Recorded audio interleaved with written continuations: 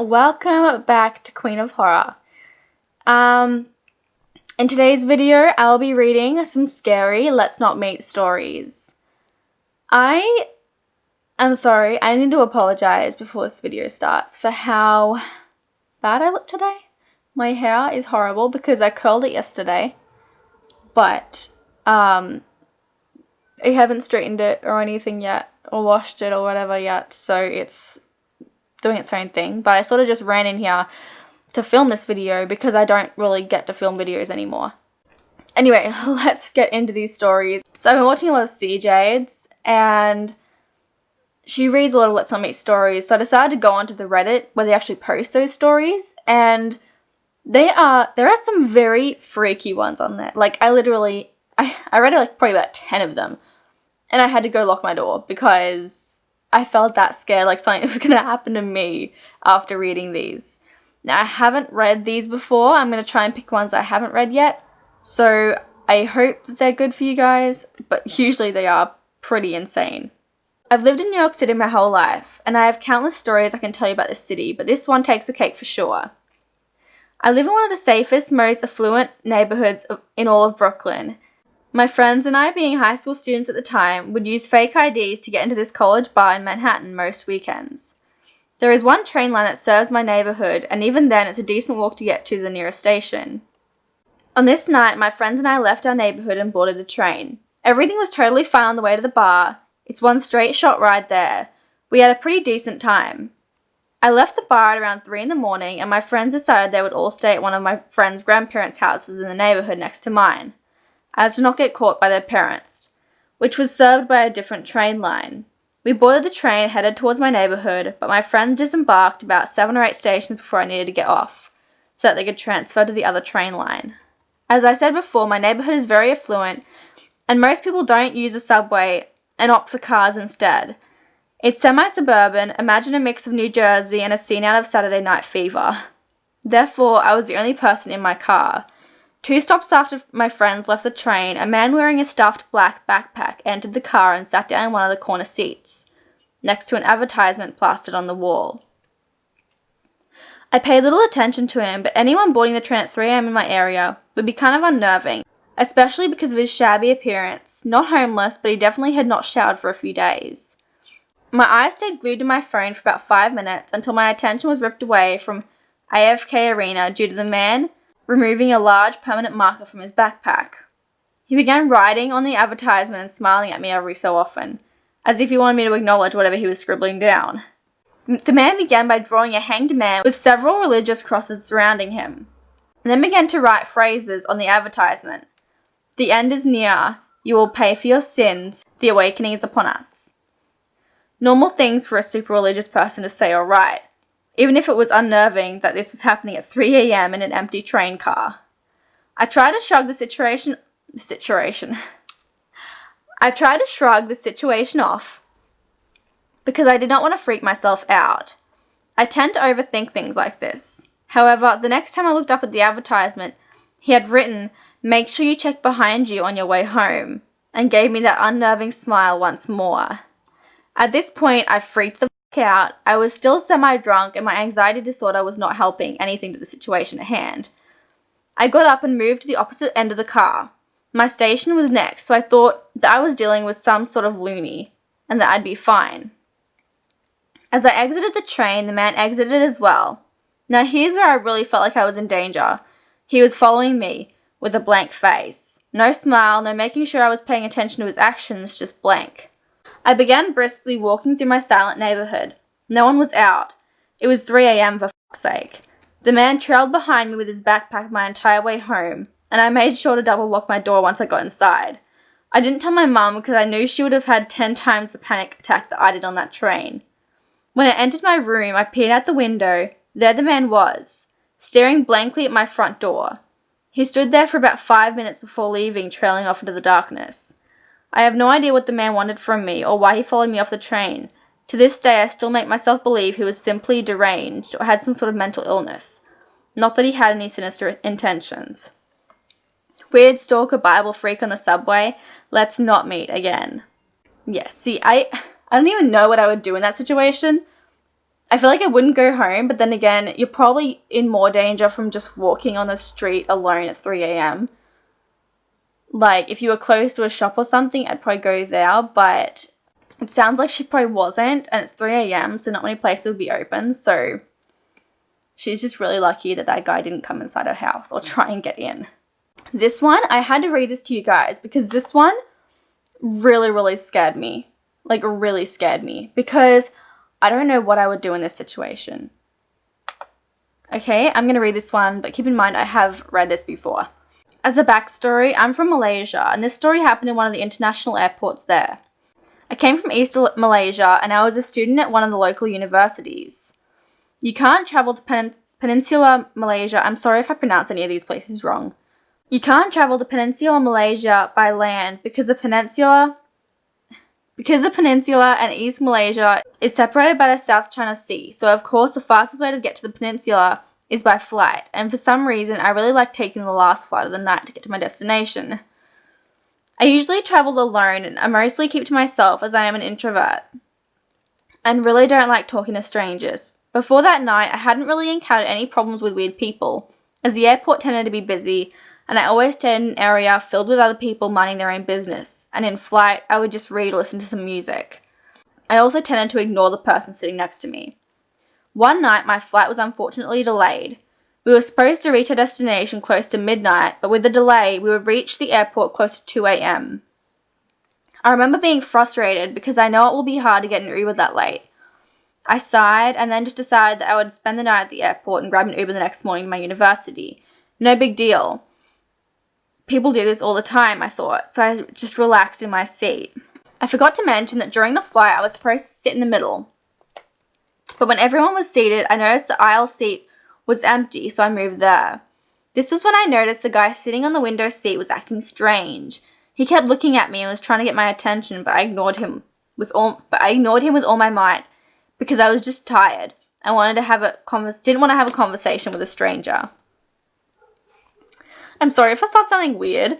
Like, reading long stories really just, you think you can do it, but it starts to get really hard to pronounce the words. Oh my god. Okay. It was a 2.5-hour flight after all, and I didn't want to have a conversation during that flight.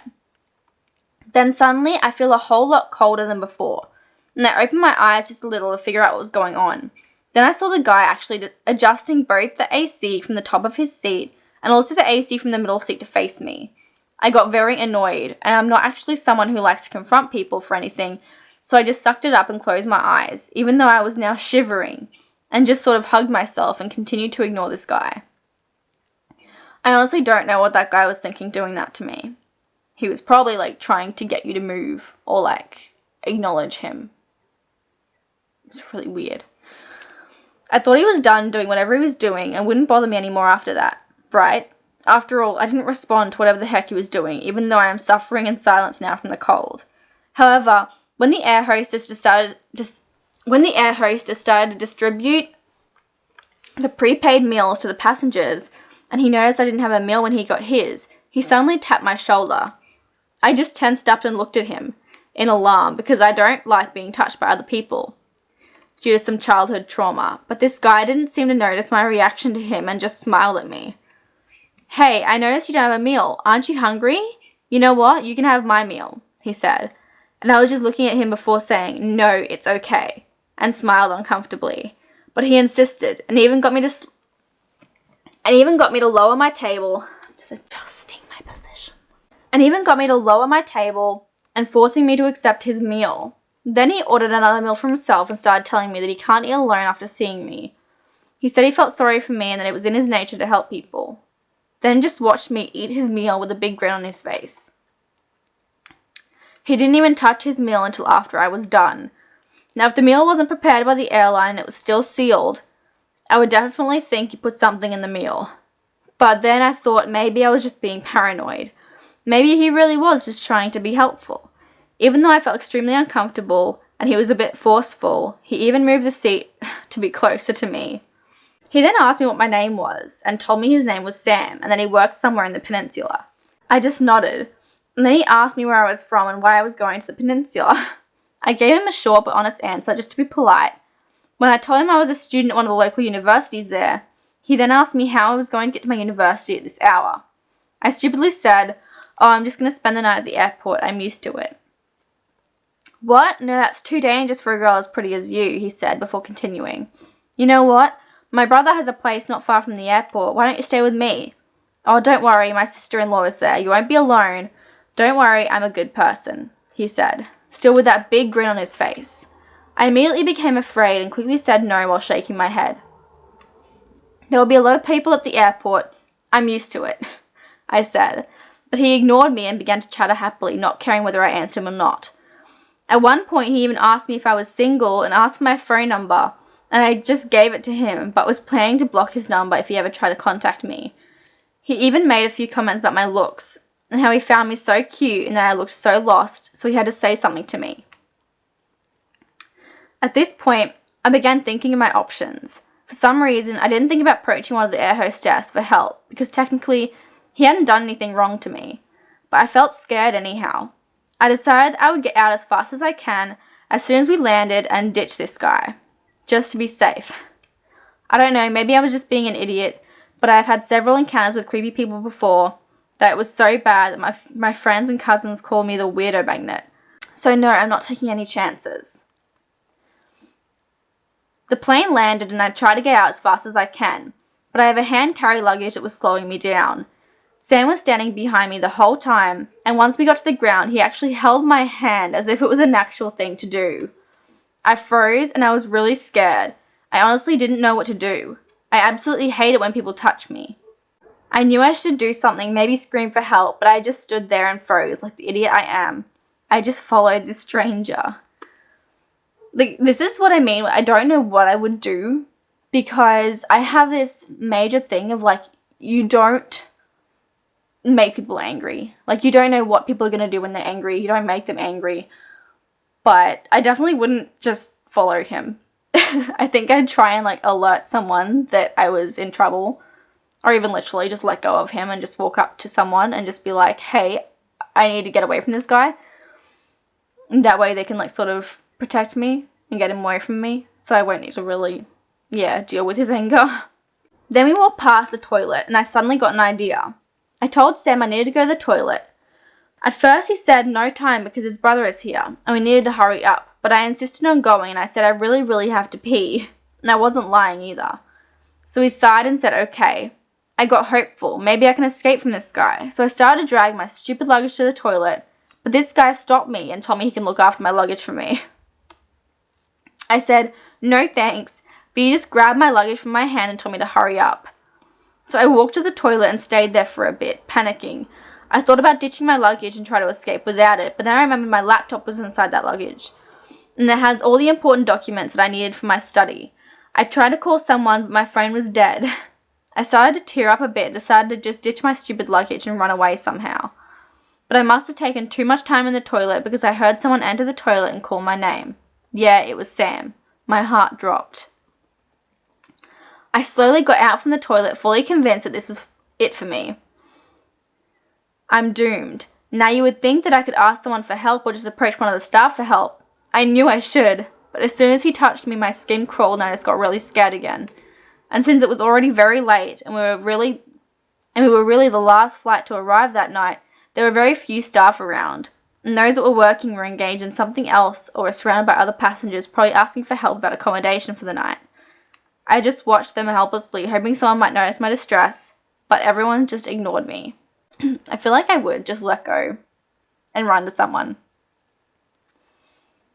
Let them deal with him. While walking towards his brother's car, he told me to tell his brother that I'm his girlfriend, just to stay quiet, and he'll do the talking. Then I thought maybe I could ask his brother for help, and just send me to my university instead of going to wherever this guy planned on taking me. Then I started thinking that what if his brother doesn't believe me? I mean, between family and a stranger, who would you believe, right? Plus, maybe I'm being stupid, and Sam was really helping me even though he was forceful and wouldn't let go of me.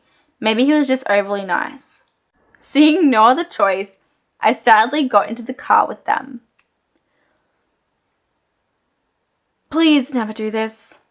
I know, you're probably going to be really, really scared in this situation, but that is like the worst possible thing you could do. There are so many people that traffic other people out there. You do not want to get into a car with strangers, especially forceful ones. I'm not good with cars, but I remember the car I got into with these strangers is black double cabin Hilux. And I didn't see the plate number. So we drove for about an hour, and the whole time I was scared. And this guy wouldn't let go of my hand. I noticed the brother kept looking at me through the mirror, and I was even more scared and uncomfortable. Then they brought me to this condo. I was hoping there really was a sister-in-law, and all of this was just a huge, stupid misunderstanding. But then his brother told me that his wife is not home and that she was visiting some family members, and we will only be back tomorrow. I don't know what to think anymore. So Sam told me I can stay in his room, and tomorrow morning he'd take me back to the university. I didn't really want to go to his room. I don't really want to stay in the living room with two men that I don't know. He showed me his room and then handed me my luggage back and I just locked the door. So I sat in his bed, looking at the door. My heart was pounding like crazy. For a while, nothing happened. Then I heard a knock on the door. I tried to be quiet because maybe whoever it was would leave me alone, thinking I'd gone to sleep. "It's Sam, are you awake?" he said in a quiet voice. "I just needed to talk to you for a bit." When I didn't say anything, I heard the doorknob being turned, but I locked it so he can't get in. Then it was quiet again for a bit, until I heard the jingle of a key and my heart dropped. When I realized he had a key and was trying to get inside. It's so creepy at the fact that he probably did think that she was sleeping and he was trying to get into the room with her. Like, if she had been sleeping, like, oh my god, she would have been so just vulnerable. I hurriedly told him to wait, and I opened the door just a bit. Sam was there smiling again. "Oh, I thought you were sleeping. Why did you lock the door?" "I thought you were sleeping, so I was going to come into the room with you." Oh my god, it's just so creepy. "What do you want? I'm tired. I just really want to rest," I told him, and tried to shut the door, but he pushed the door and prevented me from shutting the door properly. "Sam, please, just leave me alone for now. I'm really tired," I told him, but he wouldn't budge. "Hey, what's wrong? I'm a really good person." "You have nothing to fear from me. You can trust me." No, she can't. You won't even let the girl sleep. He said at this point, I got another idea. "Oh yeah? Prove it. Give me your IC, identification card," I said, and to my surprise, he said okay. And he really did give me his IC. "See, I'm not lying to you," he told me. So yeah, I got his card, saw his name was really Sam, but that doesn't mean anything. The card seems legit, but he's still a stranger to me. Long story short, he got inside the room, locked the door behind him. So it was just me and him. Why do I keep burping? Burps again. So it was just him and me, trapped inside the room. He tried to have a conversation with me and tried to get me to sit down with him on the bed. But as soon as he tried to get close to me, I just stood up and tried to get to the door.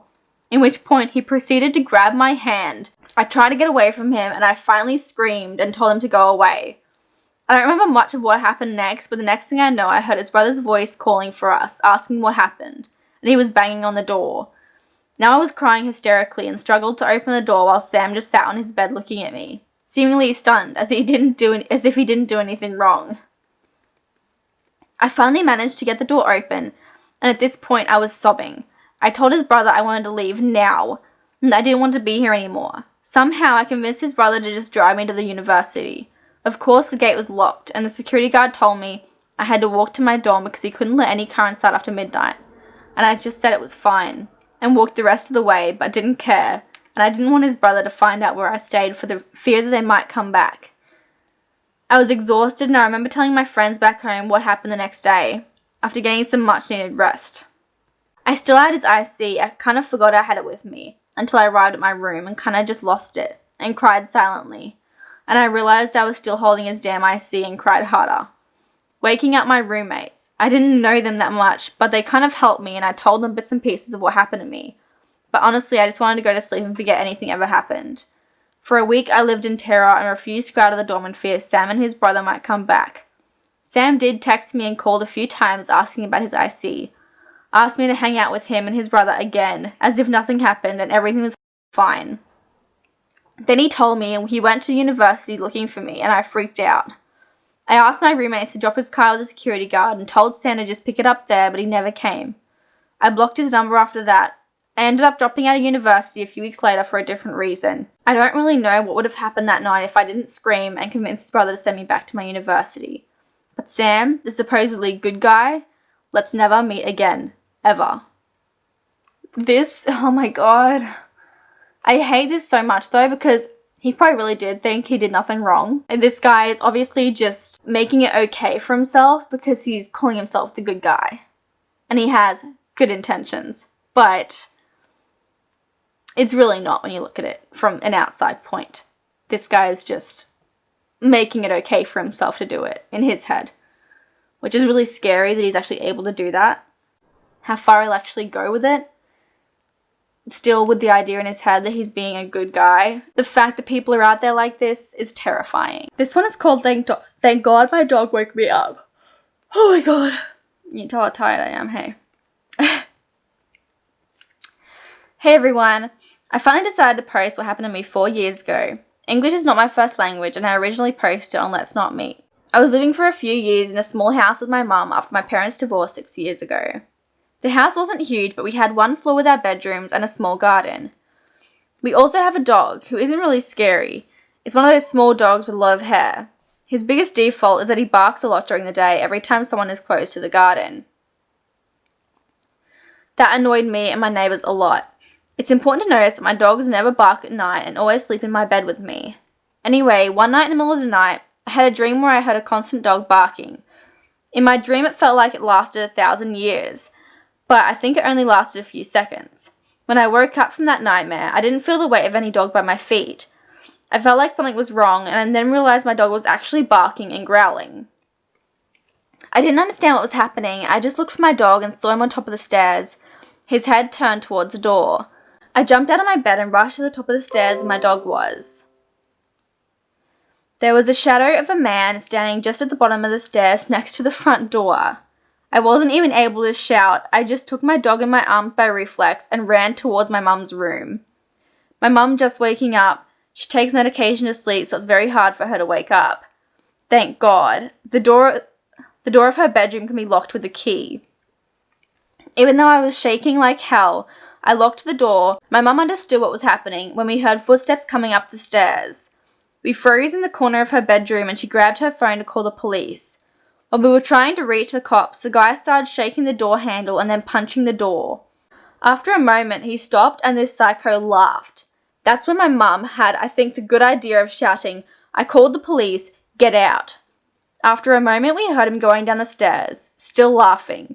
We didn't dare to move until we heard the police officers. When they arrived, no one was there. In the living room on the table, there was a note where he wrote, "See you soon." That's how I translated it because the note is in French. They said later, apparently the guy got in and out by my garage, which has a back door that at the time we always left open. Immediately after that, we went living with my grandparents for a while and moved out of the new house a couple months later. We never heard from this guy again, but we always check every door is locked before going to bed. And I've had trouble falling asleep ever since. For almost a year after I wait until it was 4 a.m. to go to sleep. That is incredibly creepy. Now that is like why I locked my doors after reading these, because so many of these people coming into your homes, and it's really horrible because a lot have really sinister intentions, and home is like where you're supposed to feel safe. It's really, really scary that you're not even safe in your own home. Now I've been talking for nearly 30 minutes. So I am going to stop the video here. I hope you guys enjoyed this video. If you did, give us a like and subscribe and hit the bell button because then you'll get a notification every time I post a video. I'll leave a subscribe button right here and a few more videos sprinkled everywhere. This is Queen of Horror.